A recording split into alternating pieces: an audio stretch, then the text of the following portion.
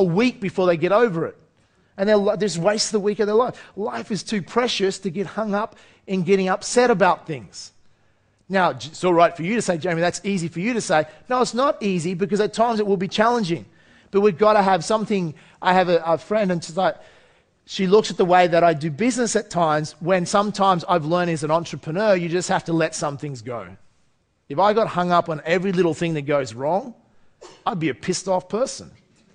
Because if you own one company, how many things go wrong on a day-to-day basis? If you own a dozen companies, you imagine how many things are going wrong every day. And if you just focus all the time things are going wrong, you'd be like really upset. Now, it doesn't mean that I don't get upset at times, I do. Okay? But some things you just have to let go, because it's like, I'm not going to wreck my life being upset all the time. Who's following what I'm saying here? Because it's often not the big things that stop us. When something big happens in our life, we usually step up for the challenge. It's the little pebbles we kick, and we get out of state, and we can wreck our day or wreck other people's day. Because if you're in a negative state, what do you tend to do to other people? You transfer your energy. And if they don't have a very strong state to protect themselves, they'll end up becoming negative too. And then if you've got two negative people, that leads to usually an argument, a competition for energy, because most people are low on energy and stealing each other's energy. And it'll just spiral downwards.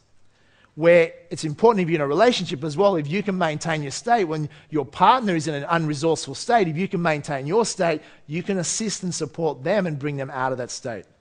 But you're not going to support them by going in and becoming negative as well. Who's following what I'm saying? So to be able to maintain your state is the essence of becoming a leader. Now, we're not suggesting you become perfect and you're always in charge of your state. I'm suggesting just improve your game a little bit, and you'll see an exponential improvement in your results. Exponential improvement in your relationships, in your life, in your career, financially, by just being in state a little bit. Now, a great metaphor of someone that is able to put himself into state is, I would say, Leighton Hewitt.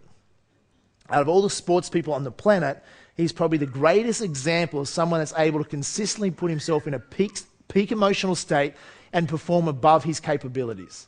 Love him or hate him, you would never be able to say about Leighton Hewitt, oh, he doesn't really put the effort in. He doesn't really try. Winning is not important to him. You could never really say that, could you? He could be getting thrashed and he would not give in. Okay? And that's why he became the world's youngest number one tennis player ever. You look at someone like, say, a Leighton Hewitt versus a Mark Philippoussis. Mark was born with a tennis racket in his hand.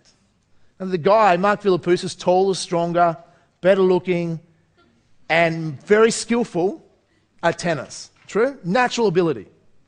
Leighton, short, skinny, no one gave him a chance, and not the power or the strength of most tennis players. But who was the most successful tennis player? Leighton by far. Okay?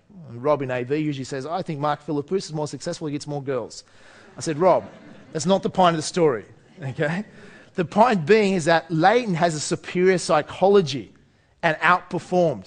So even though he's smaller, skinnier than all his opponents, he was still able to beat them. Why? Because he had a stronger psychology than most. Where someone even as talented as Mark Philippoussis, even though he still had a successful career, never achieved a fraction of his potential though. You could imagine Mark Philippoussis' skill set with Leighton Hewitt's psychology, then be consistently number one. Okay? But that's the difference in breaking through that next level. Psychology is everything. Okay?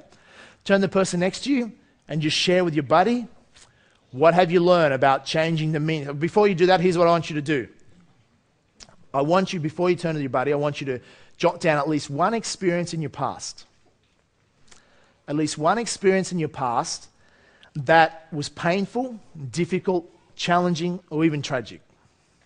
Just think back to a time that was either painful, difficult, challenging, or even tragic. And that you, at the time, linked and associated a negative meaning to what happened to you, or whatever the circumstance was. And I want you now to look back with new eyes at that event, whatever it was, and attach a different meaning. In other words, look at it and say, what was the gift? The question you should be asking yourself often in life, what was the gift from this? And you say, nothing.